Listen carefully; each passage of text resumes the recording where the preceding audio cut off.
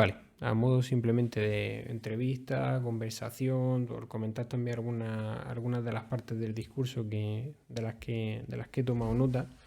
Luego este material, si lo consideramos bueno para el podcast, pues se incluye, y si no, pues simplemente por reflexionar un rato. Llevando el discurso a lo más sencillo, eh, tengo ahí un par de cosas escritas que le pasaré, pero, pero o sea, el planteamiento inicial yo creo que de todos los aprendices es más o menos similar. La mayoría hemos terminado estudios superiores, entiéndase, el grado, y algunos incluso el máster.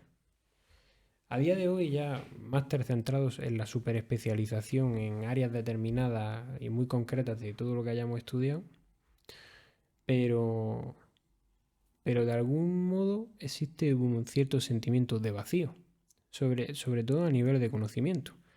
Somos muy buenos en el desempeño de nuestras tareas diarias, en eso estamos súper bien entrenados, pero no hay más allá, ¿no? O sea, somos conscientes de que hay un conocimiento histórico, de que existe un conocimiento filosófico, de que existe un conocimiento tecnológico científico, de que existe todo eso.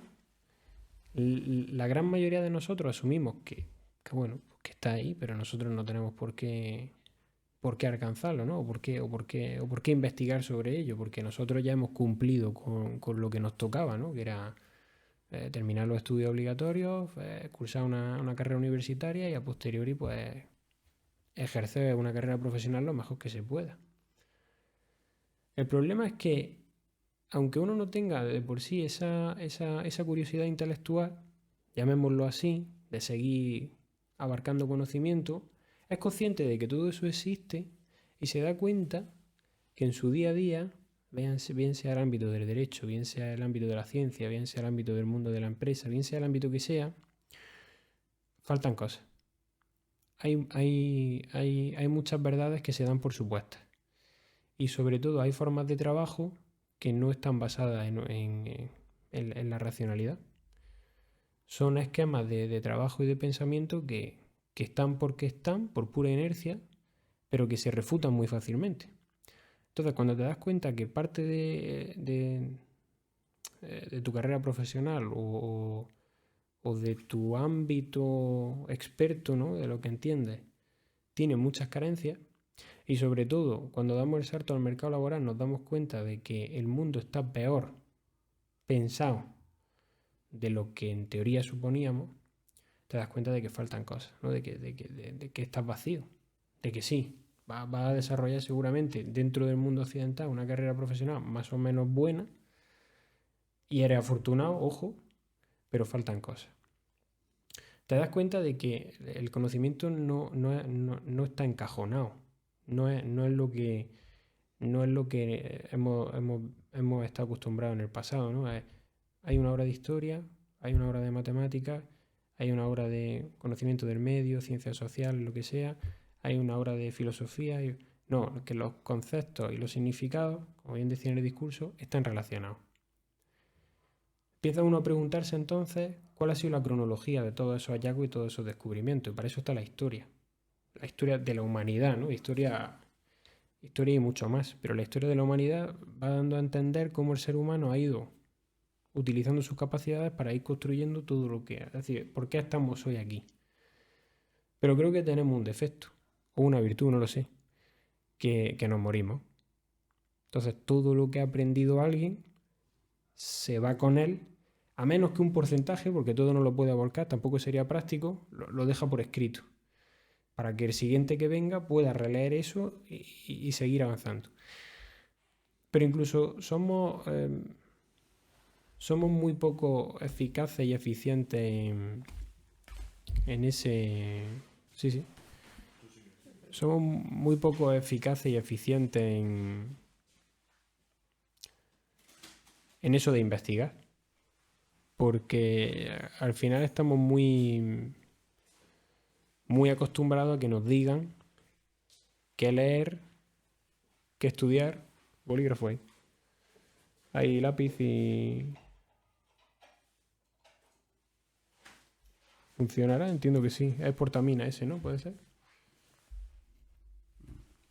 Sí, hay lápiz también, y si no... Sí, sí, no, si voy según la marcha. Entonces eso, te das cuenta que tampoco estás cultivado en el hábito de investigar. O sea, si a lo mejor ya has perdido tu capacidad de atención, que esa es otra, te das cuenta de que tampoco sabes investigar. Tampoco sabes aprender por tu cuenta. Tampoco sabes aprender a aprender. Incluso aunque hayas sido un excelente estudiante, ¿eh? Has podido ser un magnífico estudiante de primer nivel, pero te das cuenta que no sabes cómo seguir por tu propia cuenta.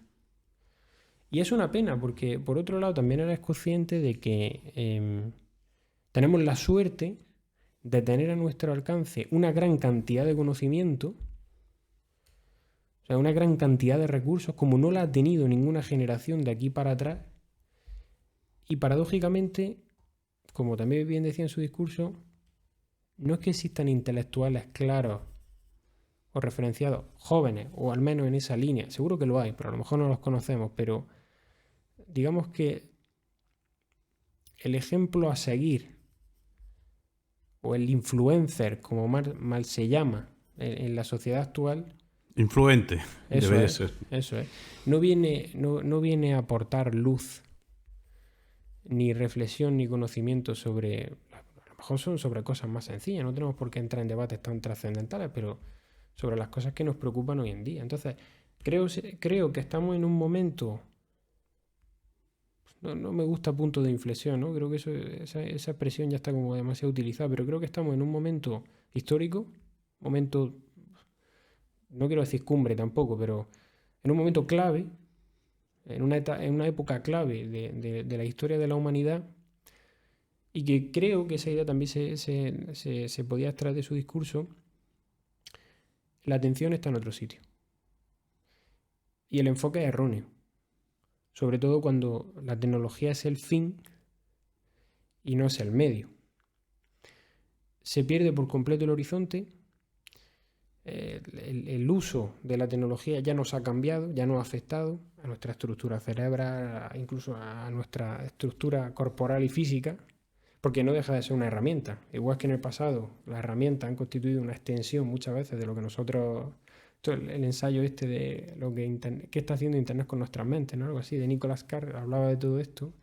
Te das cuenta de que tu capacidad de atención se ha deteriorado, te das cuenta de que de alguna manera te has vuelto dependiente de todas esas herramientas, y pese a que son herramientas geniales para poder darle la vuelta al asunto, indagar, investigar, crecer, reflexionar, cuestionar, incluso me voy a aventurar, estar en una mejor disposición que generaciones anteriores para verdaderamente sentar precedente en la historia de la humanidad a la hora de hallar la verdad, o al menos dar explicaciones muy, muy, muy sólidas al mundo que nos rodea.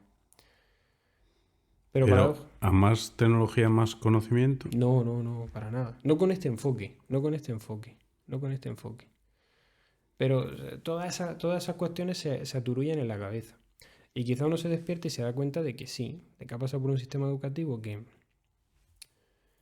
en el que lo hemos memorizado todo, que nos hemos convertido en muy buenos ejecutores, porque al final, incluso el buen estudiante domina el sistema, ejecuta como tiene que proceder para alcanzar unos logros. No hay más allá. Y en ese sentido yo ahí siento miedo de decir, joder, supuestamente nosotros somos... De vosotros se decía la generación mejor preparada de la historia española. Eso, exactamente. Pero lo de vosotros, hombre, esta es una edad que puedes todavía confesar la edad. ¿Cuál es tu edad, José Luis? Yo tengo 25 años. Pero es que a los actualmente 18, pues a lo mejor también se les dice que son la generación mejor preparada de la historia. Y seguirá siendo así. Y a lo mejor a los que tenemos 56 también nos lo decían cuando Sí. teníamos 20 años. ¿Pero preparada para qué? Para fracasar. Sí, o al menos para mantener un sistema que no seré yo, ya en esto ya entraremos en más debate, que no seré yo quien vaya en contra del sistema, en fin, con todas las armas posibles, Pero al menos para mantener un sistema pues que es el que impera y el que condiciona el resto de la vida. Entonces yo voy a hacerle 5 preguntas muy sencillas, que con esto ya terminamos, ¿vale? Y si quiere intervenir en cualquier momento por comentar algo de lo que hemos hablado, podemos...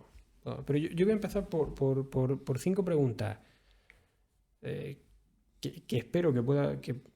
sin entrar mucho en detalle, ¿no? Pero son hiperbásicas. Son hiperbásicas para alguien que pueda escuchar y pueda sentirse en la misma situación y decir, jolín, yo voy a dedicar tiempo a esto, ¿no? Yo voy a dedicar tiempo al conocimiento y voy a empezar el camino por mi cuenta, ¿no? Ya sabemos que luego colaboramos e incluso aprendemos más de otros que de lo que nosotros mismos hacemos, y cuando aprendemos, por lo que sabemos por lo del debate, aprendemos cuando ponemos en común y cuando debatimos juntos. Pero bueno, pero empezar solo en este camino, ¿no? Entonces, no sé si la pregunta está bien formulada, es la primera, he reflexionado mucho sobre esto. Tiene que ver con aprender a aprender. Aprender a aprender. ¿Cuál es la mejor manera de aprender y acercarnos al conocimiento? ¿Cuál es la manera más eficaz y eficiente? Porque tenemos una vida, que no podemos leer todo lo que se ha escrito, pero ¿cuál es la manera más eficaz y eficiente de adquirir una comprensión más o menos general, más conectada, con más sentido del mundo que nos rodea, con el conocimiento disponible a día de hoy? Muy brevemente, la frase Seitagma aprender a aprender es problemática. No, Tiene una carga ideológica. no lo dudo, no lo dudo. Dicho muy básicamente, menos contenido y más formas de asimilar de otra manera. Quien está en aprender por aprender está en eso que tú dices de memoria, ¿no? De esfuerzo no.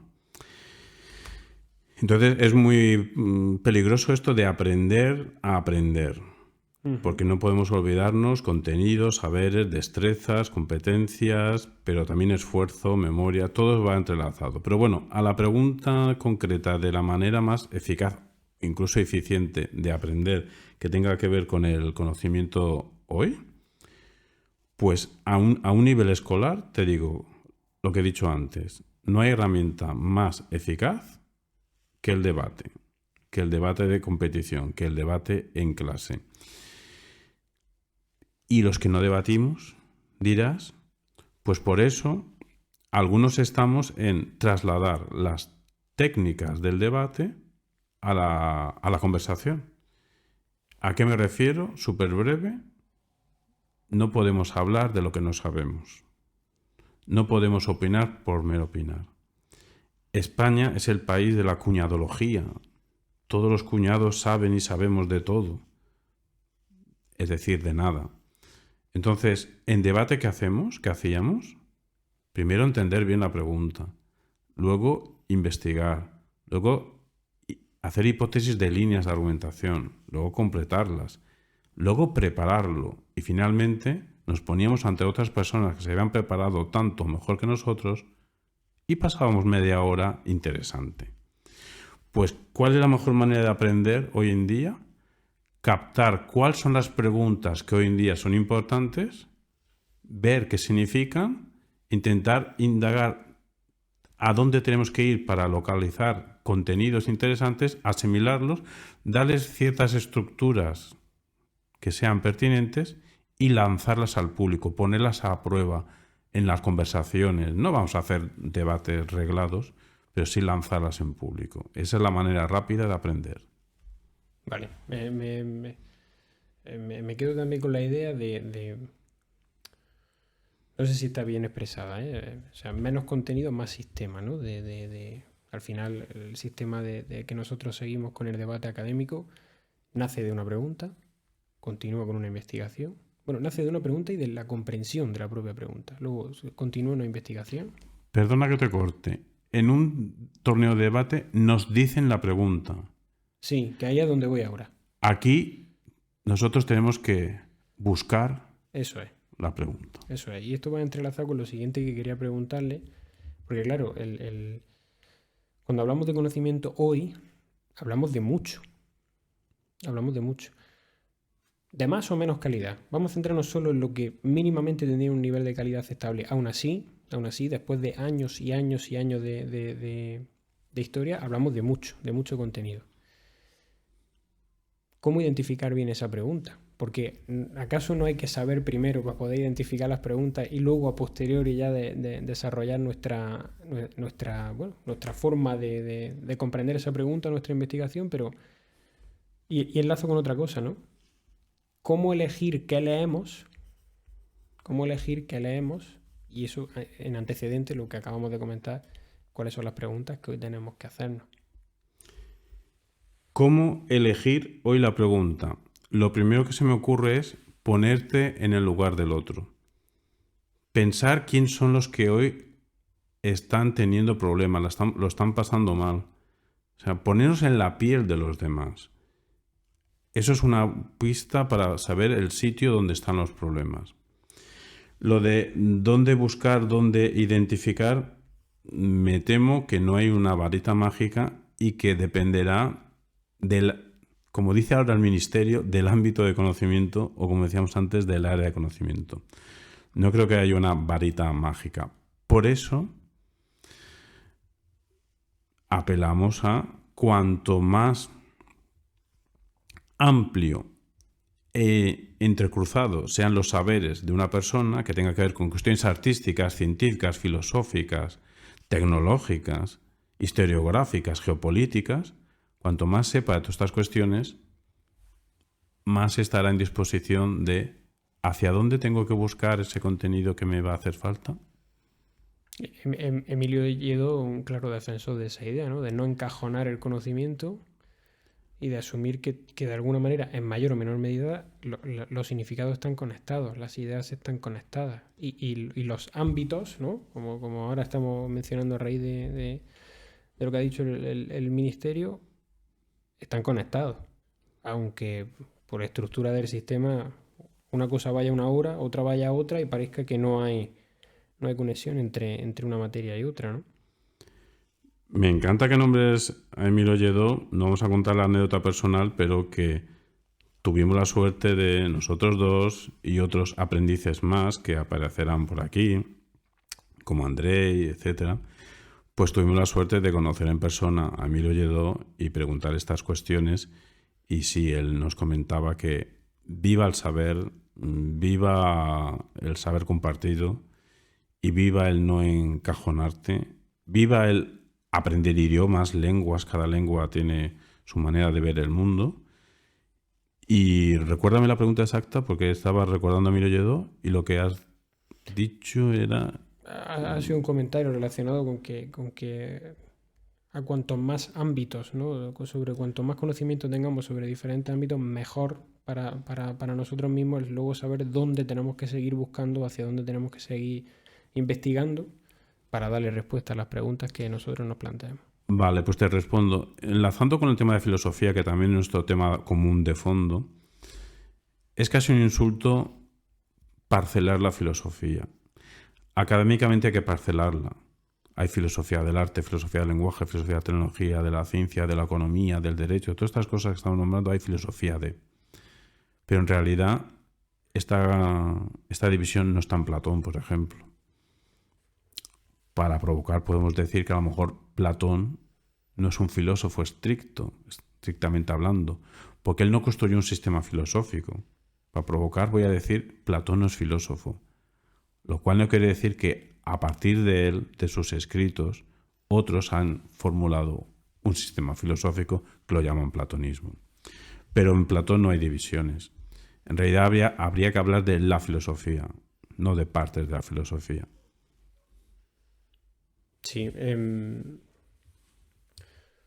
ubicar las preguntas o intentar empatizar con quienes peor lo están pasando para identificar dónde están los problemas y poder hacernos las preguntas pertinentes a la hora de empezar nuestra labor de conocimiento, pero sin ser egoísta, ¿no? Y sin menospreciar la reflexión que me parece muy interesante. Pero, ¿qué pasa cuando nos mueve la mera comprensión del mundo que nos rodea, ¿no? Evidentemente hay zonas, hay personas que lo están pasando mal y hay problemas latentes en nuestra sociedad, en nuestro día a día, bien sea en nuestro país, en otros países, en el mundo en el que estamos global. Hoy en día hay problemas de todo tipo y a todas las escalas. Pero ¿qué pasa cuando nos mueve la comprensión del mundo que nos rodea? Cada día estamos bombardeados por información de todo tipo. Nos afectan cosas que ocurren en la otra punta del mundo. Yo por lo que he comentado con algunos amigos que también nos gusta la reflexión y también nos gusta sentarnos a debatir y a conversar sobre ciertos temas, lo que más nos mueve es eso, yo quiero entender, me siento tan perdido, tan desplazado, tan poco ubicado y además tan frustrado porque supuestamente somos la generación mejor preparada que nos mueve esa necesidad. Yo quiero entender el mundo que me rodea. Somos conscientes de que hablamos de un sistema complejo. Somos conscientes de que hablamos de un sistema muy complejo. Pero al final también tenemos a nuestra disposición una gran cantidad de herramientas y de conocimiento. ¿Querías decir, cuando has nombrado egoísta y los problemas que yo en general he nombrado, como que claro que están los problemas, pero que bueno, que hay otra manera de ver las cosas que es comprender el mundo que me rodea, aunque eso sea ser egoísta en el sentido de que no me estoy dedicando tanto a los problemas de los demás, que claro que sí lo aceptas, etcétera, Son parte, sí, de esa pero que otra comprensión. manera comprender el mundo, ¿no? Que si eso es también una medida lícita, claro que sí. ¿Y eso para qué sirve comprender el mundo? Para disfrutar. Lo que pasa es que yo añado, ¿saber para qué? Y esa es mi siguiente pregunta. ¿Cuál es el objetivo final de todo esto? Lo ha comentado en su discurso, que era básicamente la línea de su discurso, era la justificación de por qué hacemos el podcast. Pero ¿cuál es el objetivo final de todo esto?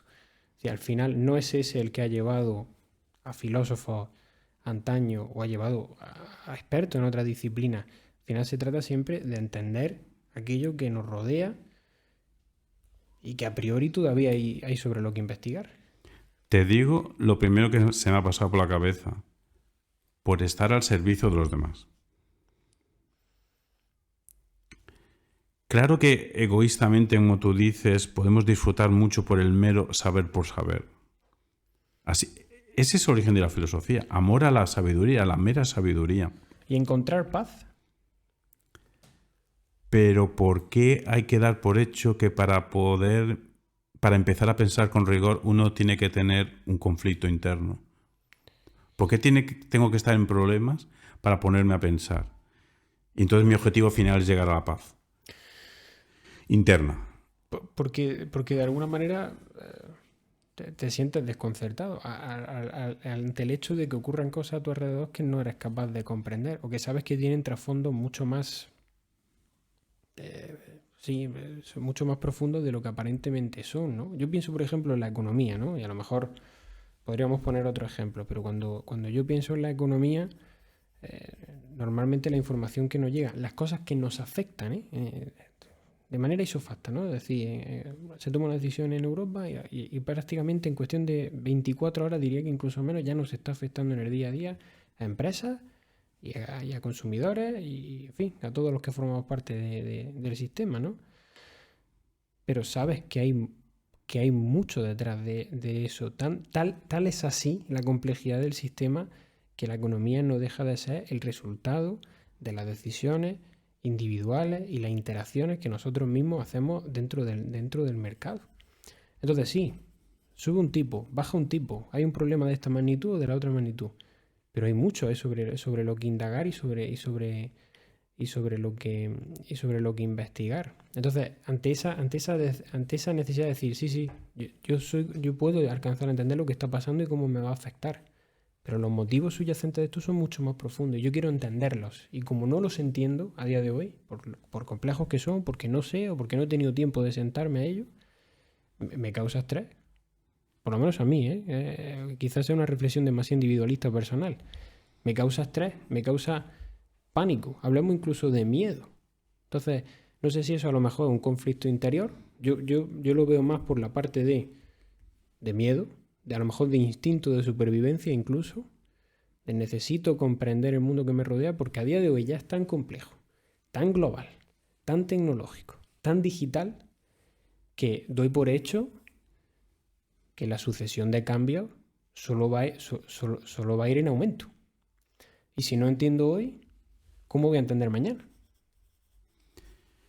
Sí, como tú has dicho, no vamos a poder evitar en nuestras conversaciones a veces desvelar fantasmas interiores nuestros, que no será el objetivo, pero no se puede hablar sin mojarte. Y lo haremos para hacernos entender. Pero has nombrado la palabra estrés, pero ahora lo has dicho como que en medio de esa problemática, eso te estresa. Uh-huh. Eso no es lo que yo antes podía referirme o captar. Una cosa es empezar desde el conflicto, empezar desde el estrés, y otra cosa es que a mitad del periodo reflexivo aparezca el estrés, aparezca la incertidumbre. Es que ese es el tema más importante, vital de nuestro tiempo. Saber nadar entre incertidumbres.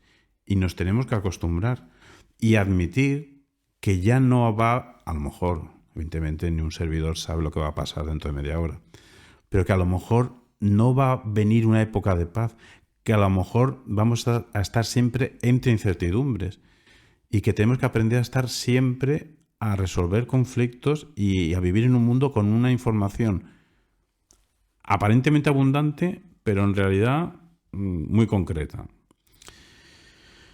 Tú antes también has dicho, bueno, todo esto tiene que ver de fondo, un problema que no hemos nombrado antes en la presentación es la salud mental. Esto también va a ser, dicen, el gran problema de nuestro tiempo, de las sociedades mal llamadas avanzadas. Yo no tengo ni la más remota idea de cuál es la relación entre la salud mental y el pensamiento y los problemas de este mundo. Lo dejamos en el aire. Yo solo quería subrayar: ¿la filosofía tiene que ser solamente terapia para resolver problemas mentales? O, como ahora estamos diciendo, pensar en exceso nos puede llevar a problemas mentales. Es que en el lenguaje cotidiano a veces nos dice: vosotros, los filósofos, un servidor no se considera filósofo, me considero analista. Es que pensar es peligroso. ¿Quién vive mejor? Supuestamente vive mejor el que menos piensa. Pero es que surge la palabra necesidad. Yo te he dicho por servicio a los demás, pero te comparto que el mundo nos rodea y a lo mejor es que tenemos necesidad de entender el mundo. Yo solo te he dicho saber para qué. Tengo la necesidad, lo necesito, pero una vez que tengo un mínimo de conocimiento, si no lo comparto, que es a donde quiero aterrizar, si no lo comparto, ¿para qué tanto esfuerzo? Sí, en eso estoy de acuerdo. Además, de hecho, como hemos comentado y siguiendo el ejemplo del debate de competición, y además yo mismo lo he recalcado cuando hemos empezado la conversación, es de la interacción entre nosotros, de la conversación y del debate, donde al final no deja de ser una lucha de ideas. Lo decíamos en el debate académico, que no perdían los equipos ni perdían las personas, perdían las ideas o las líneas argumentativas más débiles. Y eso debíamos de celebrarlo. Porque de alguna manera hacíamos más eficiente el proceso de aprendizaje. De hecho, en algunos torneos de debate, al final del torneo se editaba como una especie de contestación a la pregunta que se planteaba en el torneo, y eso era positivo. Porque muchas personas habían dedicado cierto tiempo a investigar sobre un tema, habían planteado líneas de investigación diferentes, de alguna manera competían las unas contra las otras, pero la clave del proceso es que podíamos contestar a la pregunta no una persona, sino la reflexión de muchísimas personas. Y eso al final era lo que enriquecía también el trabajo que hacíamos. En el propio debate en sí aprendíamos y nos dábamos cuenta de cosas en las que no habíamos incurrido nosotros. En relación con esto que estás diciendo de aprender, interacción con muchas personas, te pregunto, dada mi ignorancia, en el sistema este de comunicación a partir de podcast, si es que esta conversación se sube, ¿luego hay maneras, procedimientos para quien nos escuche pueda hacer comentarios? Sí. Bueno, hoy en día cualquier podcast se publica, no solo a nivel de podcast, se publica en YouTube, se publica en todas las plataformas posibles, habida y por haber, con la intención, yo con la intención de captar público. Y segundo, pues con la intención de suscitar en mayor medida el debate. Pues aprovecho, si alguien nos está escuchando, alguien habrá, que bienvenidos los comentarios, los pensamientos, las ideas. Lo que no quiero dar la impresión de que somos aquí dos personas que nos queremos más sabios que los terceros y que estamos aquí para que nos escuchéis y para que aprendáis de nosotros. Si ese es el mensaje mal expresado por mi parte o nuestra parte. Estos son y serán conversaciones entre maestros y aprendices. Solo ahora mismo podemos hablar 2 personas, podemos hablar también 3 personas en otro momento dado, pero nos queremos enriquecer y necesitamos enriquecernos con vuestros comentarios, críticas e ideas. Y yo, también por ir cerrando la conversación, seguimos, al final vamos siguiendo de alguna manera un esquema lógico. Hemos empezado hablando de por dónde empezar. Hemos dicho que al final el esquema que plantea el debate de competición nos ayuda partiendo de una pregunta y entendiendo esa pregunta, luego a desarrollar una investigación, después a ponerla en común y finalmente, bueno, pues explorar los resultados del debate en sí. A mí me gustaría entrar brevemente en la labor de investigación, ¿no? En lo que hacíamos una vez que habíamos entendido la pregunta, una vez que teníamos claro en qué línea íbamos a investigar. Yo ya aquí a nivel también personal, ¿no? Porque hemos hecho muchos debates juntos, pero también usted tenía su sistema de investigación y su forma de organizar las lecturas, que es una de las cosas que quizás todos hemos aprendido, ¿no? Antes de que me lo preguntes, que a lo mejor era semi-inconsciente, a lo mejor ese método lo sabes tú mejor que un servidor. No, la cuestión, y he leído luego a posteriori sobre esto, porque ante todas estas preguntas que hemos empezado haciendo sobre cuál era la manera más eficaz o eficiente de aprender, y he leído mucho sobre en sí, pues bueno, qué sabemos sobre el cerebro, cómo nuestro cerebro asimila ideas, conceptos, esquemas de pensamiento, con la intención, ¿no? De, bueno, yo, que no tengo ni idea, ¿no? De esto, ¿no? De entender un poquito mejor y decir, bueno, qué errores al menos no debo de cometer. Pero una de las cosas a las que yo me he enfrentado es leer un texto interesante, de ser consciente de la valía del texto, de decir, jolín, esto me enriquece, ¿no? Esto a lo mejor otra persona no, pero a mí me enriquece, me ayuda, me está ayudando a contestar la pregunta que me estoy haciendo. Me gusta, me engancha. Pero eres consciente de que tu cerebro no lo asimila todo. Asimila esa parte, asimila esa idea. Aquí está parte de las respuestas que ando buscando. Entonces aquí salía siempre, cuando preparábamos los debates, tenéis que organizar vuestras lecturas. No vale, sí, lo he leído, está genial, perfecto, solventa cosas, ¿no? Pero hay que subrayar, incluso subrayar a favor y en contra, en distintos colores, tomar notas de esas citas, que hemos pasado muchísimas horas, pasando citas a ordenador y preparando los dossiers de debate. Y luego el proceso reflexivo en sí. Ahora tengo todo este material que he recopilado, que en el proceso seguramente también me ha enriquecido en otras preguntas que contestaré en el futuro, no lo sé. Pero yo sí quisiera puntualizar eso con usted, ¿no? ¿Qué es eso de organizarse las lecturas? ¿Cómo lo sigue haciendo a día de hoy? ¿O se ha cambiado el método? ¿A posteriori qué hace? ¿O luego vuelve sobre el trabajo ya escrito? Porque usted ya ha escrito 2 tesis doctorales. El método científico o esa forma de proceder, ¿no? También más científica, entra aquí.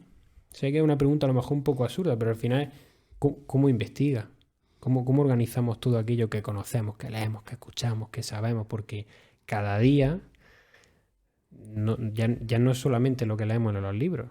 Es decir, el vasto universo de Internet, que también tiene muchísimas cosas buenas, ofrece toneladas y toneladas, no sé si es la mejor unidad de medida, pero toneladas de información que hay que procesar.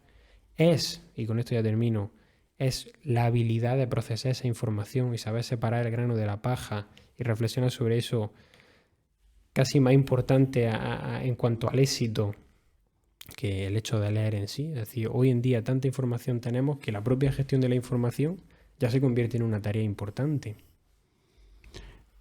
Es que va unido, el leer en sí que tú dices no se puede separar del leer, interpretar, comprendiendo.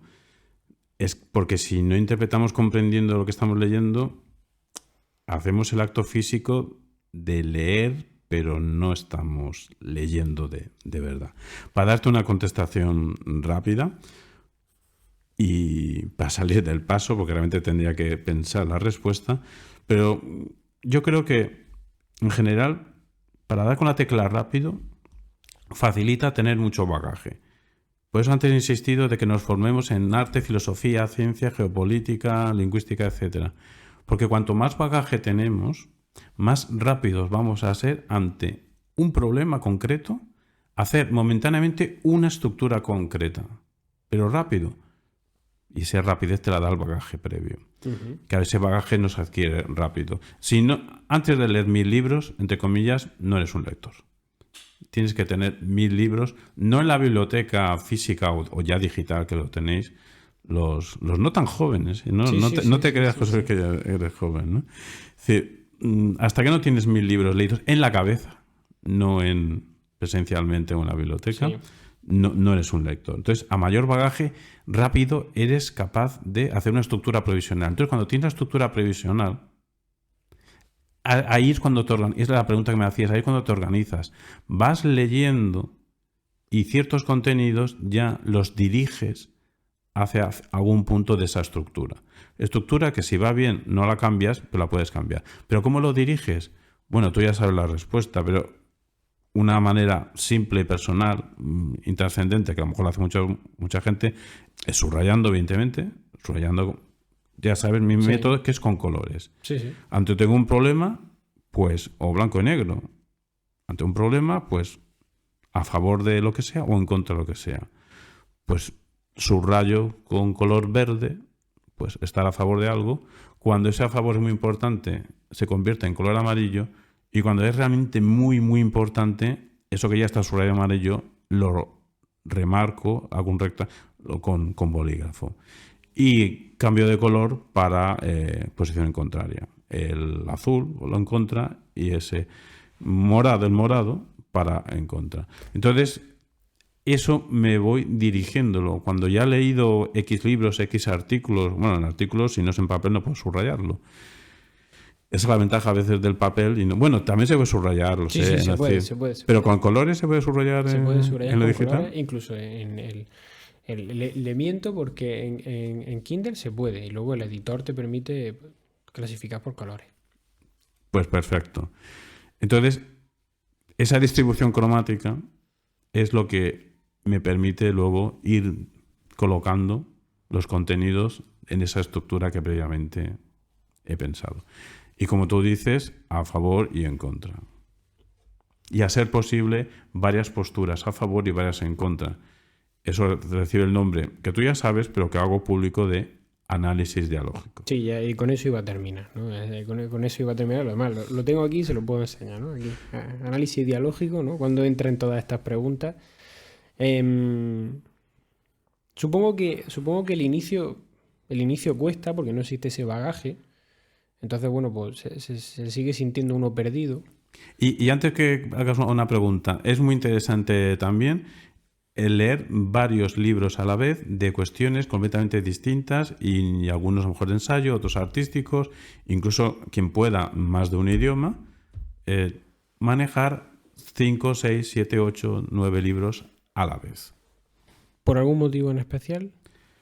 Porque, bueno, el motivo, luego la neurociencia todo esto lo comparte. En mi caso particular, antes que se demostrase la neurociencia, o al menos a mí lo que me pasaba es que me facilitaba si uno no es creativo, pues serlo o al menos aparentarlo. Porque cuando estoy teniendo varias lecturas a la vez, me vienen ocurrencias. Sí, de otras lecturas. Enlazando contenidos de varias de ellas, entonces me vienen ideas que en la vida se me hubiesen ocurrido si simplemente me leo el libro 1 durante una semana, un mes o 2 meses, el tiempo que tarde, a continuación otro mes con otro libro, 10 meses, 10 libros o 20 libros o 5 libros, pero uno tras de otro. Si los leo simultáneamente, me pueden aparecer cruces en la mente. Vale. Y ya para terminar, que podría dar para otra conversación, pero capacidad de atención. Nos enfrentamos ante eso, ¿eh? Los jóvenes o los no tan jóvenes tenemos una limitada capacidad de atención. Y no lo digo yo, de mi generación, podemos preguntarle a un montón de compañeros, en mayor medida provocada por el uso excesivo o el mal uso, ¿no?, de la tecnología, ¿cómo se lucha contra eso? Porque ya no es solamente el hecho de que las nuevas generaciones muchas veces quieran formarse o quieran seguir investigando por su cuenta, seguir abrazando el conocimiento hoy. Es que hay un hándicap para mí importante, que es eso, la capacidad de concentración, el ritmo de vida, nuestro estilo de vida. Si ya sabe usted que se juntan muchos factores, que no solamente la lectura y el hecho de cultivar el conocimiento. Hay que, me atrevería a decir, igual que un deportista profesional, hay que dedicar tiempo tanto a la mente como al cuerpo, pero sin entrar en eso, sobre la capacidad de atención. Contestación rápida, dormir mucho, ejercicio físico y comida sana. Comida sana da para hablar 400.000 horas. Eso es. Otra manera de contestar, ajedrez. No me puedo alargar ahora. Los que tenemos ya cierta edad y jugábamos ajedrez, competimos ajedrez cuando éramos pequeños, habían partidas, el ritmo del juego era, cada jugador tenía 2 horas y media para él y 2 horas y media al contrincante. Y a lo mejor un chaval de 8, 9, 10, 11, 12 años estaba enfrente de otro chaval o de una persona de 20, 30, 40, 50 años, 2 horas, 3 horas, 4 horas o 5 horas. Evidentemente te podías levantar, etcétera. Pero la práctica del ajedrez focaliza la atención hacia una serie de problemas concretos, sobre todo porque hay un reloj, hay un tiempo. Te obliga a prestar atención, pero te obliga a que no haya dispersión. Puedes pensar X combinaciones, pero el tiempo corre. Llega un momento que tienes que ejecutarla. Entonces, la práctica del ajedrez es una actividad muy importante para focalizar la atención en gente de cualquier edad, y en los niños sobre todo, y en las personas mayores, no mayores, y no. Y ya también acabo muy rápido, lecturas largas, una novela que tenga Ana Karenina, Guerra y Paz, novelas que tengan una gran trama, muchos personajes, que tenga cierta complejidad. Eso literariamente, estéticamente gustará, no gustará, la novela sea interesante o no interesante. Ante la respuesta de entrenar la atención, novelas largas que tengan una trama narrativa que te obligue a mantener en el cerebro unos argumentos, no de argumentos de argumentar, argumentos sí. de narrativos. Exactamente. ¿Cuál es el problema del personaje? Etcétera, etcétera, etcétera. El Conde de Montecristo, por ejemplo. Pues, y con eso ya termino. Así es como he recuperado yo parte de mi capacidad de atención. Con novelas largas, a ser posible, de esas que en las que la trama se complica mucho, si tramas familiares, que si de vecinos, que si donde aparecen un montón de agentes, y es lo que de alguna manera me ha reconciliado con la lectura. O sea, ha sido ese tipo de novela precisamente lo que me ha reconciliado con la lectura hasta integrarlo como hábito. De eso me siento orgulloso, pero en ese punto estoy bastante de acuerdo. Al ajedrez no juego, pero la novela de ese tal es así que cuando una novela tiene una trama más plana, ¿no? A lo mejor tiene una que puede ser muy interesante, pero no me suscita ya tanto interés. El Principito tiene una trama aparentemente plana y es un libro súper interesante, pero sí. Ante la pregunta de capacidad de atención y trabajo neuronal, El Quijote, Guerra y Paz, Conde de Montecristo.